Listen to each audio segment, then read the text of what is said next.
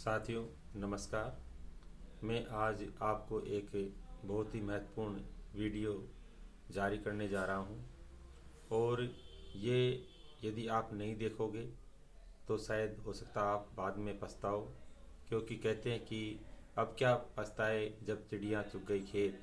क्योंकि मेरे साथ जो एक फ्रॉड हुआ है बैंक का, वो उसके बारे में मैं आपको जानकारी देना चाहता हूँ। और ये जो घटना मेरे साथ घटी वो 14 अक्टूबर को घटी थी, 14 अक्टूबर 2023 को।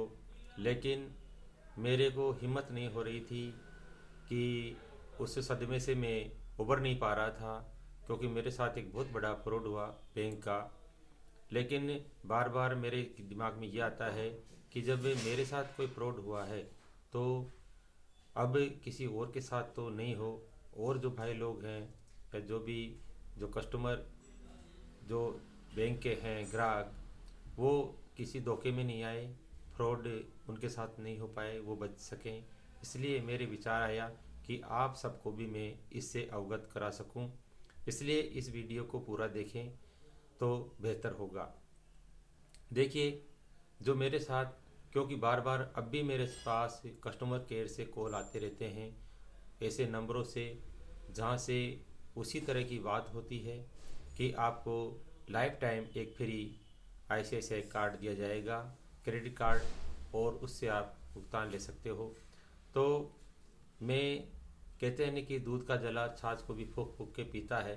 तो मेरी ऐसी स्थिति हो गई है कि जैसे ही कस्टमर केयर से कहीं से भी बैंक से कॉल आता है तो मेरे हेस्टेशन होती है, और या तो मैं उठाना ही पसंद नहीं करता हूँ या उसको ब्लॉक लिस्ट में डाल देता हूँ, ब्लैक लिस्ट में मैं उसको ब्लॉक कर देता हूँ। देखिए, ये मेरे साथ जो कार्ड जो मुझे प्राप्त हुआ था, इनके बीच का जो षड्यंत्र आप देखिए किस तरह से ये घटनाएं होती है। हर कोई चाहता है कि क्रेडिट कार्ड का यूज़ करें। आप ये ध्यान रखें कि कार्ड ATM कार्ड भी होता है और क्रेडिट कार्ड भी होता है। ATM कार्ड में भी घटनाएं कई हुई है, मैंने भी सुना है कि ATM कार्ड में फ्रॉड होते हैं। OTP के माध्यम से वो OTP पूछ करके या फिर मोबाइल नंबर आदि के माध्यम से किसी भी तरह से वो आपसे OTP पूछते हैं और आपके बैंक के अकाउंट से पैसे साफ कर लेते हैं। ये कई घटनाएं मैंने भी सुनी है। हमारे स्टाफ साथी हैं, उनके बच्चे के साथ भी ऐसी घटना हुई। जो एक बार वो हॉस्पिटल गया हुआ था तो अर्जेंट में उसके पापा जी का कार्ड लेके गया था पैसे भुगतान करने के लिए। तो जब उसके पास कॉल आया, इस तरह से उसके साथ OTP पूछा, तो उसको ने सोचा कि पापा जी ने पूछ रहे हैं, तो उसके साथ 40,000 रुपये का इस तरह से पैसा उड़ गया था। तो देखिए, मेरी मैं घटना बताता हूँ कि अमावस्या का दिन था 14 अक्टूबर को। मैं सुबह खीर बनाई थी तो खाना खा कर के आराम कर रहा था, और कहते हैं कि ऐसे गेड़ आती है, बड़ी अच्छी सी नींद आ रही थी, तो मैं लेट गया था। तो 11 बजे करीब मेरे पास ये जो कॉल आया था 11:32 पर। तो मैंने पहले तो कॉल उठाना उचित नहीं समझा क्योंकि नींद सी आ रही थी, लेकिन फिर मैंने उसको कॉल को अटेंड किया। और अटेंड करने के पर उसने एक बात कही मेरे से कि मैं ऐसे बैंक से बोल रहा हूँ और आपको क्रेडिट कार्ड मिल गया होगा, और आपके एक सुविधा लग रही है उसमें हेल्थ केयर वाली, तो वो यदि आप आज उसको बंद नहीं करवाओगे तो आपके 4,000 रुपये अनावश्यक लगेंगे, तो आप चाहो तो उसको बंद करवा सकते हो। तो मैंने सोचा यार कि मेरे को तुरंत गुस्सा आया कि यार, जब आपने उसमें ये कहा था, ये वादा किया था, आपके बैंक वाले ऐसे ही बेवकूफ़ बनाते हैं क्या कि आपको free time life time free card दिया जा रहा है, किसी प्रकार का कोई चार्ज नहीं लगेगा। क्योंकि मैंने बार बार, क्योंकि मेरे पास तीन कार्ड और भी थे, तो मैं ये चाह रहा था कि यार उन सब कार्ड को बंद कर देंगे और लाइफ टाइम ले लेंगे। तो मैं बार बार उनसे ये विश्वास लेना चाह रहा था कि भाई वास्तव में एक फ्री कार्ड है क्या। तो उन्होंने पूरी तरह से मेरे को हर स्तर पर, जब भी उनका डॉक्यूमेंट वेरिफिकेशन हुआ, हर जगह उन्होंने यही बात कही। मैंने उनको रिकॉर्डिंग भी किया कि वे लाइफ टाइम फ्री कार्ड है। इसलिए मेरा गुस्सा आना स्वाभाविक था। तो मैंने कहा, ऐसी कौन सी सेवा लगा दी आप बेवकूफ़ बना रहे हो, जो मैंने तो मांगी नहीं थी और आपने सेवा लगा दी। कि नहीं सर, हम आपको बता रहे हैं, आप टेंशन नहीं कीजिए, और हम एक सॉल्यूशन बताते हैं आपको, एक उसके माध्यम से आपको डिलीट करवा देते हैं, आप मोबाइल ऑन कीजिए। तो मैं समझ नहीं पाया जल्दी में, जबकि मैं कई बच्चों को बताता रहता हूँ, समझाता रहता हूँ, आम आदमी को बताता रहता हूँ कि किस तरह के फ्रॉड होते रहते हैं। लेकिन उन्होंने एक अलग ही तरीका अपनाया कि जिसके माध्यम ना तो मेरे से कोई ओटीपी पूछा, उन्होंने कहा कि मैं हम आपको बताते हैं, आप जैसे उसको फॉलो कीजिए। तो पहले मेरे को लॉगिन करवाया, जो मैंने एक ऐप डाउनलोड कर रखा था। अब देखिए आप कि कार्ड मेरे पास आया, मैंने उसको एक्टिव भी नहीं किया था क्योंकि व्यवस्थाओं के कारण मेरे जो ऑफिशियल काम थे विद्यालय के, तो इसलिए कि बच्चों को टेस्ट वगैरह लेना करना, तो इसलिए मैंने उसको एक्टिवेट नहीं कर पाया था। सोचा कि कर लेंगे, तो उसको 10-15 दिन हो गए थे मेरे पास कार्ड पाए हुए। तो मैंने इस बीच में मैंने एक ऐप ज़रूर डाउनलोड कर लिया था उसका, तो उसको भी मैंने चालू नहीं किया था। तो उन्होंने मेरे से एक्टिवेट चालू करवा करके उसको, और कि आप ऐसे कीजिए, जैसे जैसे उन्होंने कहा मैं उसको फॉलो करता चला गया। और उन्होंने एक व्हाट्सएप पे मेरे को एक और लिंक भेजा, तो उस लिंक के माध्यम से वही ICICI का लोगो वाला पूरा ऐप था। तो उसमें मैंने कि आप अब इसमें इस नंबर को डालिए, तो मैंने उसके जो क्रेडिट कार्ड है, इस क्रेडिट कार्ड के जो नंबर थे मैंने उसमें डालते ही, और उसमें जो सर्किल सा घूमता रहा, लेकिन उसमें वो ओपन नहीं हो रहा था। तो मैं बार बार उनसे कहूँ कि भाई ओपन नहीं हो रहा है, तो उन्होंने कहा कि टेक्निकल इश्यू हो सकता है, नेटवर्क इश्यू हो सकता है, इसलिए ये ओपन नहीं हो रहा है, हो सकता है थोड़ी देर में हो जाएगा। इस बीच में ही जैसे ही मेरे पास उसमें मैसेज किसी की जो घंटी उसमें बेल बजती है, तो मेरे मोबाइल में कुछ ट्रेन ट्रेन किसी इस तरह से आती है आवाज़, तो मैं सोचता हूँ ये कौन से मैसेज आ रहे हैं। तो जैसे ही मैंने उसको मैसेज को देखा तो 2-3 मैसेज आए हुए थे जिसमें डिडक्शन होने वाले थे। तो मैं समझ नहीं पा रहा था यार ये मैसेज कैसे आए। तो तुरंत ही 2-3 मैसेज आए, फिर उसके बाद फिर उसको पढ़ने लगा कि आप इधर ध्यान दीजिए कि बिल्कुल, और उधर ध्यान मत दीजिए कुछ भी, कहीं भी माइंड कंसंट्रेट कीजिए, मैं जो बता रहा हूँ उसके अनुसार कीजिए, आप थोड़ी देर में आ जाएगा। आपका दूसरा भी नंबर हो तो वो दूसरा नंबर दे दीजिए, हम उस पर उपलब्ध करा देते हैं लिंक। तो कहने का मतलब कुल मिला कि ये चाह रहे थे वो कि मैं उनको मैसेजों को नहीं पढूं और उनकी बातों में उलझा रहूं और वो ट्रांजैक्शन करते रहे। तो देखिए मेरे जो फर्स्ट ट्रांजैक्शन हुआ 20,590 रुपये का ट्रांजैक्शन हुआ, उसके जो कि मोबीक्विक के नाम से हुआ था। और इसके बाद में जो सेकंड 2 ट्रांजैक्शन हुए वो 9,999 रुपये के HP पे जो क्रेडिट कार्ड के नाम से कुछ हुआ था, हिंदुस्तान पेट्रोलियम के पंप पे के नाम से कोई वैलेट बना रखा हुआ उन्होंने, क्योंकि जानकारी मुझे बाद में मिली किसी से। और इसके बाद में 4 ट्रांजैक्शन हुए 7,500 रुपये के, जो कि MPL लाइव जो क्रिकेट मैच वगैरह चलते हैं, तो TPSL के नाम से ये मेरे ट्रांजैक्शन हुए।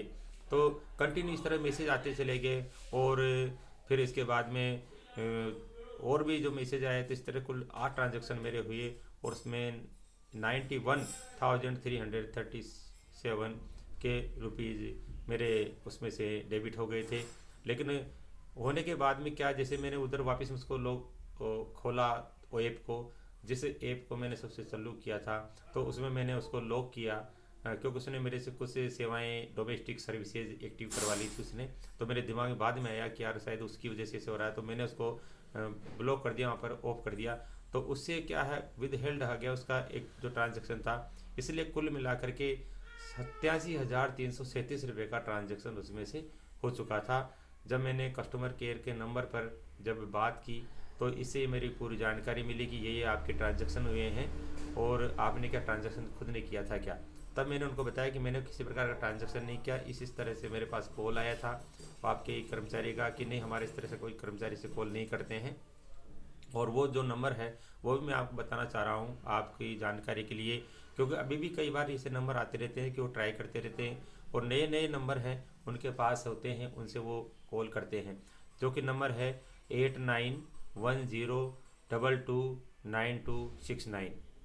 इसके बाद ये कि जो फ्रॉड कस्टमर केयर का जो नंबर है, तो एक तो ध्यान रखें कि कभी भी कोई भी किसी भी प्रकार का कॉल आए बैंक से, मैं बार बार आपसे भी यही कहना चाहता, रिक्वेस्ट करना चाहता हूँ कि उस कस्टमर केयर के नंबर्स को कभी भी सेव नहीं कीजिए।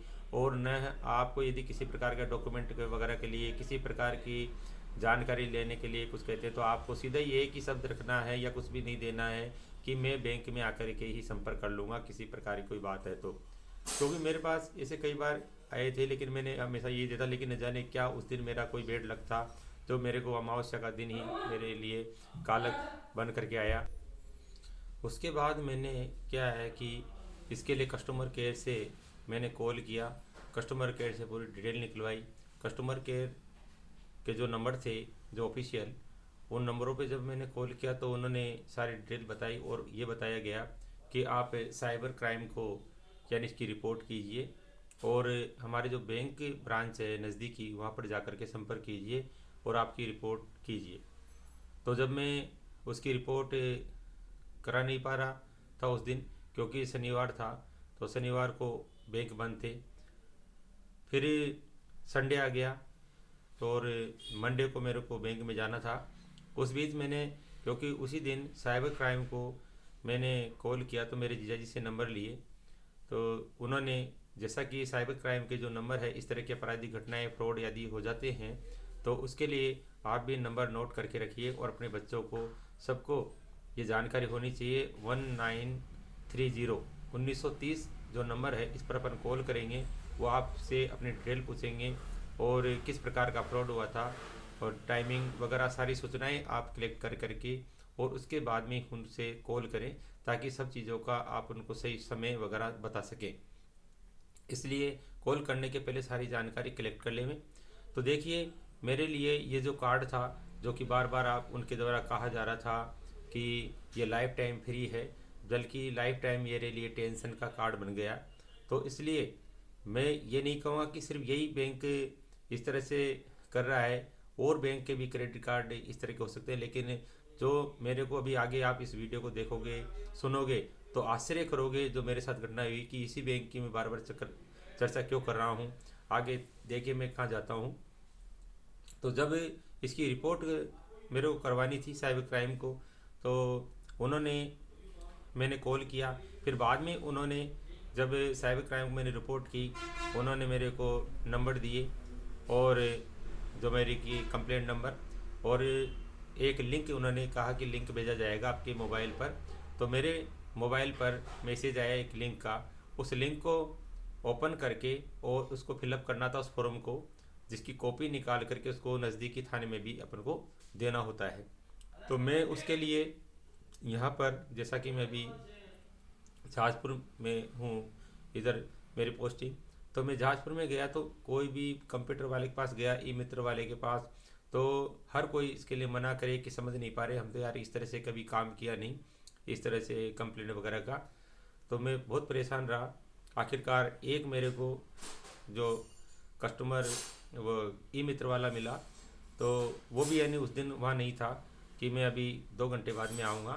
तो मैं जब शाम तक उसका इंतजार करता रहा, शाम को मैंने उसको सारी जानकारी बताई, तो उसने बताई कि इस तरह की घटना जो थाने में है, एक कर्मचारी उसके साथ भी हुई है और मैंने उसकी भी रिपोर्टिंग की थी, तो उसके साथ भी फ्रॉड हुआ है। तो मेरे को विश्वास हुआ, चलो ठीक है, कि और कोई टेंशन मत कीजिए, हो सकता है आपका पैसा आ जाए। मैं विश्वास में रहा। उन्होंने मेरी कंप्लेंट की, उसको ओपन किया लिंक को, और उसमें फिलअप किया, सारी जानकारी उसमें डाली, कितना कितना फ्रॉड हुआ था, कौन कौन से अमाउंट का, सारी उसमें फिलअप कर दिया। उन्होंने प्रिंट निकाला और मेरे से जो उन्होंने फ़ीस ली वो उनको फ़ीस दे दी गई मेरे द्वारा। उसके बाद मैंने उसकी कॉपी थाने में जमा करवाई। तो एक कॉपी आपको थाने में दी जाती है, क्योंकि उसकी रिपोर्ट साइबर क्राइम में जहाँ पर अपन ने जो कंप्लेंट दर्ज कराई थी, वहाँ से भी ऑनलाइन उनके पास से वो कंप्लेंट आ जाती है, और अपन को भी वहाँ पर देना होता है, संपर्क करना होता है, ताकि आप उसके कांटेक्ट में रहे। किसी प्रकार की इन्फॉर्मेशन यदि वो अपन से जुटाएं तो अपन उसको समय पे दे सके और उसकी जांच हो सके। तो देखिए, ये काम मैंने कर दिया था फर्स्ट लेवल का। इसके बाद में मैं मंडे को बैंक में गया, एक दिन की मैंने छुट्टी मारी गई मेरी ऑफिशियली, तो मैं वहाँ पर संपर्क करने के लिए गया। तो बैंक में जाने पर मुझे बहुत बड़ी हैरानी हुई कि मुझे आश्चर्य हुआ जब बैंक मैनेजर से मेरी जो बात हुई, वहाँ के कार्मिकों से और भी सभी कर्मचारी जो बैठे थे। मैं सुबह जल्दी में अर्ली इन द मॉर्निंग चले गया था वहाँ पर, जैसे बैंक ओपन हुआ। तो उन्होंने कहा कि सर, ये घटनाएं तो आम हो गई आजकल, और हमारे साथ भी ऐसी कई सारी घटनाएं हो गई। हमारा तो सिक्योरिटी, जो डबल सिक्योरिटी जो पासवर्ड होता है, उसी को यानी कि तोड़ दिया गया था, ब्रोकन करके, और हमारे भी पैसे इस तरह से कर दिए थे, साफ कर दिए थे। तो मेरे साथ भी घटनाएं घटी हुई है कि, और एक कि अभी कुछ ही दिन पहले पूरी की पूरी एक टीम एक कोई कंपनी की आई हुई थी, तो 20-25 बेचारे लोग थे, मजदूर लोग, उनके साथ भी ऐसी घटना हुई है और सभी के साथ फ्रॉड हुआ है। कोई 1 करोड़ के भी ऊपर का। तो ये घटनाएं ऐसी आम हो रही है, हमें से बहुत सजग रहना है। और कि आप यदि उनसे बात भी करोगे, गाली भी दोगे, तो आपको बहुत ज़्यादा वो अनाप शनाप बकेंगे। यदि कस्टमर केयर से बात करोगे तो आप ऐसे फ्रॉड वाले से आप आजमा के देख लेना चाहिए। तो मुझे बहुत आश्चर्य हुआ कि जब ये लोग ही मात खा चुके, इनके साथ भी घटना घटी है, तो मेरा शायद मुश्किल है कि पैसा आए। तो मैं उस दिन बहुत हताश हो गया था कि वास्तव में मेरे से बहुत बड़ी गलती हो गई, मेरे ये दंड लगना था। अब मेरे को ज़रूरत क्या थी कि मेरे को कार्ड चाहिए था। अपन हर कोई चाहते हैं लालच में आने की, लालच होता है। तो मैं वो बताना चाह रहा हूँ कि मैं चाह रहा था कि यार अपने को कार्ड मिल जाए, क्योंकि क्रेडिट कार्ड से ऐसा माना जाता है कि कई सारे आइटम्स हैं ऑनलाइन जो शॉपिंग करते हैं तो उनमें अपन को छूट मिल जाती है। मान लीजिए लैपटॉप अपन लेना चाह रहे हैं, मेरे को आवश्यकता थी, तो कि 3-4 हज़ार या 4 हज़ार के लगभग अपन को डिस्काउंट मिल जाएगा। तो और भी कुछ परचेजिंग करेंगे तो उससे हो सकता है छूट मिल जाए, और लाइफ टाइम तो मिल ही रहा है। तो ये इस तरह का जो लालच था ना, वो लालच मेरे को ले डूबा, उसने मेरे को नुकसान उठाया। मैं उससे इसलिए ऐसी चीज़ों में, प्रलोभनों में मैंने उस दिन से सोच लिया कि कोई भी इस तरह का लालच होता है जहाँ पर फ्री में कोई चीज़ दी जा रही है, लालच दिया जा रहा है, उनसे हमको जहाँ तक है बचना चाहिए। और जहाँ तक वो बिना फ्री वाली स्कीम की ही अपन को चीज़ लेनी चाहिए, क्योंकि उसमें अधिकतर अपना नुकसान ही होता है। यानी नाम मात्र का यदि आपको लाभ भी हो रहा तो नाम मात्र का होगा, लेकिन नुकसान के सिवा कुछ नहीं लगता मेरे को। तो इसलिए हमें लालच में नहीं आना चाहिए। परचेजिंग करना है तो अपन को जहाँ तक ऑनलाइन शॉपिंग से इनसे भी बचना चाहिए, क्योंकि पता नहीं किस तरह का अपने पास प्रोडक्ट आए। तो देखिए मैं सबसे बड़ा धोखा ये खा चुका। इसके बाद देखिए मैं उसकी कंप्लेंट मैंने वहाँ दर्ज कराई, उनको बताया कि किस इस तरह से कि 2 महीने इसके में क्या है लॉक करा दिया था उसको, कार्ड को। तो एक बात और ध्यान रखें कि जैसे यदि ऐसी कोई घटना हो जाती है बाय द वे, फिर भी किसी के साथ या भी नज़दीक में मान ली किसी के साथ हो गई हो, तो अपन को तुरंत ब्लॉक नहीं कराना चाहिए। कई बार क्या होता है, समस्या क्या आई मेरे साथ, जैसे मैंने उसको ब्लॉक करा दिया तो उसके जो डिटेल थी, उसकी हिस्ट्री ट्रांजैक्शन वाली, वो उसमें शो नहीं हो पाएगी। इसलिए तुरंत उसको ब्लॉक न करवा करके उसकी रिपोर्ट करवा देना चाहिए, और टेम्परेरी यानी उसको ब्लॉक कराना चाहिए, परमानेंटली नहीं करवाना चाहिए, उसमें दिक्कत हो जाती है। फिर उसके बाद जब कंप्लेंट करा दो आप, पूरी प्रोसेस हो जाए, उसके बाद में अपन उस कार्ड को पूरी तरह से अपन ब्लॉक करा दें, ये इस बात का ध्यान रहे। तो देखिए ये सब घटना हो गई। उसके बाद में मैं आया, मैंने क्योंकि थाने में भी रिपोर्ट दे चुका था और वहाँ से भी मैं आ चुका था। तो उसके बाद कोई उसका रिजल्ट नहीं निकला। कुछ दिनों बाद मेरे पास मैसेज आता है, मैंने 1-2 बार कॉल भी किया, मैसेज, तो उन्होंने कहा कि अभी टाइमिंग लग रहा है। तो वो एक क्या है, एसआर कंप्लेंट जो होती है, तो उसकी रिपोर्ट दर्ज कराने वाली वो एसआर नंबर देते हैं। तो उन्होंने क्या किया, उस एसआर नंबर को 5-7 दिन बाद में फिर चेंज कर दिया उस एसआर नंबर को, और नई एसआर जनरेट कर दी 9 दिन बाद। उन्होंने पहले तो कहा कि आपको 9-10 दिन में इंतजार कीजिए, आपकी कंप्लेंट सॉल्व हो जाएगी आपकी। और उसके बाद उन्होंने खुद ने ही जनरेट कर दी नई कि आपकी नई जो एसआर है कंप्लेंट, वो ये नंबर है, ये दर्ज कर लीजिए। एट लास्ट ये हुआ कि उनको टाइमिंग लेना था और ले करके ही वो उसको कंप्लेंट को क्लोज कर दिया। बाद में मेरे पास मेल आया, एक दिन अचानक मैं चेक कर रहा था तो उसमें लिख रखा था you have to deposit all amounts, यानी मुझे ही उसमें दोषी पाया गया, क्योंकि और उसमें क्या बताया गया कि मेरे को ओटीपी बेस्ड इस तरह का फ्रॉड हुआ है, तो आपने ओटीपी बताया है और ये आपको जमा कराना है। आखिरकार मैंने समझ गया कि कुल मिलाकर के मेरे को जमा करवाना ही है। कोई बात नहीं कि अब पछताए क्या होते, जब चिड़िया चुग गई खेत, लेकिन बीती ताई बिसाड़ दे अब तो सुधी ले ही। इसलिए जो कुछ हुआ वो तो हो गया, लेकिन हमें अब थोड़ा सतर्क रहना है और किसी प्रकार की इस तरह की कोई घटना नहीं हो, मेरे साथ ही नहीं दूसरे भाइयों के साथ भी नहीं हो, इससे भी हमको बचना है। लेकिन साथियों, मैं एक जो जानकारी जो मैं आपको देना चाह रहा हूँ कि इन सब के पीछे एक जो षड्यंत्र इस तरह का चल रहा है, क्योंकि अधिकतर ऐसी घटनाएं होती है, फ्रॉड होती है, उसमें मेरा जो मानना है जहाँ तक है कि अपन जब देखते हैं कई बार बैंक रॉबरी होती है या कोई भी घटना होती है कि पेपर लीक मामला होता है, तो उसमें उसी संस्था का कोई न कोई कर्मचारी उसमें सम्मिलित होता है, उसमें इंक्लूड होता है, तभी ये घटनाएं हो पाती है। नहीं तो आप आश्चर्य करेंगे कि जब मेरे पास कार्ड आया, इस बात पे गौर कीजिए, मेरे पास 15 दिन हो गए थे उस कार्ड को आए हुए, मैंने इसको एक्टिवेट नहीं किया और उससे पहले ही मेरे पास इंफॉर्मेशन लेने के लिए वहाँ से कॉल आ जाता है। इसका मतलब उस थर्ड पर्सन को, जो फ्रॉडर है, उसको किसने जानकारी दी? कहने मतलब किसी कर्मचारी से उसने जानकारी कलेक्ट की अपने कार्ड की और उसने अपन को कॉल किया। तो ये सब एक षड्यंत्र चल रहा है। और ये इसी में क्यों हो रहा है? ऐसा अधिकतर इस ब्रांच में, इस बैंक में ज़्यादा से ज़्यादा हो रहा है। मैंने ये देखने में आया है, अधिकतर जो भुगतभोगी है बेचारे, जो ICICI के कस्टमर, वो बहुत दुखी हैं। इसलिए मैं तो इस बैंक में कभी सलाह नहीं दूंगा कि इसमें अकाउंट भी खुलवाएं, क्योंकि मैं बहुत पछता रहा हूँ कि मेरे साथ इतना बड़ा धोखा हुआ। बाद में मेरे को जो 87,337 रुपये का जो ये फ्रॉड हुआ है मेरे साथ, उसमें जब मैं कह रहा हूँ कि जब मैंने मेल पढ़ा तो उसमें पेनल्टी और लग चुकी थी। जब मैंने ऐप के माध्यम से जब उसमें अमाउंट जमा कराना चाहा और मैंने कॉल किया कस्टमर केयर को, तो मेरे साथ पेनल्टी और लगी। तो मेरे को लगभग 90,000 रुपये करीब मेरे को पेमेंट उसमें जमा कराना पड़ा, जिसके लिए आज देखिए मैं तो कर्मचारी हूँ, मेरे यानी सैलरी जो आती है वो इसे खर्चों में चली जाती है और इतना परेशान रहता हूँ। लेकिन कई मेरे संकट आ रहे थे, लेकिन साथ ही जो ये जो घटना हुई, मैं पैसे कहाँ से लेके आया था? मैंने तुरंत ही इसके लिए लोन लिया और लोन लेकर के फिर इसको अमाउंट को जमा करवाया। तो मेरा दुख मैं खुद ही जानता हूँ। कहते हैं कि जिसके फटे न पैर विवाही वो क्या जाने पीर पराई। तो मेरा दुख दर्द मैं खुद जानता हूँ। लेकिन साथियों, मैं ये जो वीडियो बना रहा हूँ, ये हम सभी भाइयों के लिए, साथियों के लिए, बहनों के लिए, जो इस जो कार्मिक है उन सब के लिए और आम आदमी के लिए बनाया है, ताकि वो इस प्रकार के फ्रॉड से बचे, किसी भी जालसाजी में नहीं आए। और यदि कोई घटना हो जाती है तो तुरंत ही साइबर जो क्राइम का जो नंबर है जो 1930 है, उस पर तुरंत कॉल करें और जितना जल्दी हो सके उसको कॉल करें और अपनी जानकारी बताएं। और जहाँ तक हो सके ऐसे लालच से, क्रेडिट कार्ड आदि से बचना चाहिए और हमको साधारण लेन देन ही करना चाहिए। बहुत बहुत धन्यवाद। यदि आप इस वीडियो को अधिक से अधिक शेयर करें और मेरे इस चैनल को सब्सक्राइब करें तो आपकी बहुत ही कृपा होगी। बहुत बहुत धन्यवाद आप सबका।